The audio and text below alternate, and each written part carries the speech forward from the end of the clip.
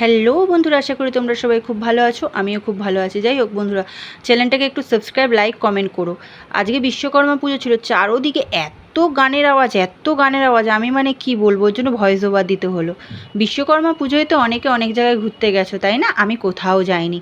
তো অনেকের বাড়িতে মাংস অনেক কিছু রান্না হয়েছে, বাট আমি আজকে ওরকম কিছুই রান্না করিনি, সিম্পল রান্না করেছি। সিম্পলের মধ্যেও খুব টেস্টি রান্না করেছি।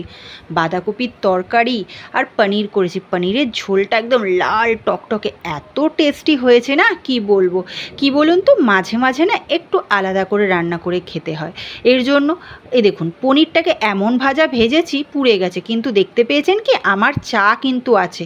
এই দেখুন, এবার আপনাদের কাছে আমি কমপ্লেন করবো, এত গানের আওয়াজ, কিন্তু কিছু করার নেই। বিশ্বকর্মা পুজোর দিন তো এর একটু পুজো অনুষ্ঠানে তো গান ঠান বাজবে, কিন্তু মাথা ফাতা ব্যথা হয়ে যাচ্ছিলো। ঢাই ঢাই ঢাই ঢাই, চারোদিকে বক্স বাজছে, মাথা খারাপ হয়ে যাচ্ছিলো, কিন্তু কিছু করার নেই, কী করা যাবে।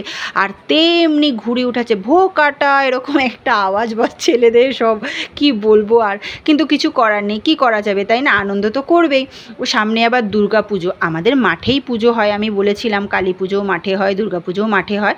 সেই সময়ও গানের আওয়াজ হবে, তখনও আমি শেয়ার করব তোমাদের সঙ্গে ভিডিওটা। যাই হোক, কাদের বাড়িতে কী রান্না হয়েছে একটা কমেন্ট করো। সবার কি পুজোর শপিং হয়ে গেছে? আমার কিন্তু এখনও অবধি খুব একটা যে কেনা হয়ে গেছে, কেনাকাটি তেমন একটা নয়। মোটামুটি ওই কিছু কিনতে হয়, পুজোতে পরতে হয় নতুন, ওর জন্য মন মেজাজ খুব একটা ভালো না। মন ভালো না থাকলে না কিছুই ভালো লাগে না, তাই না বন্ধু?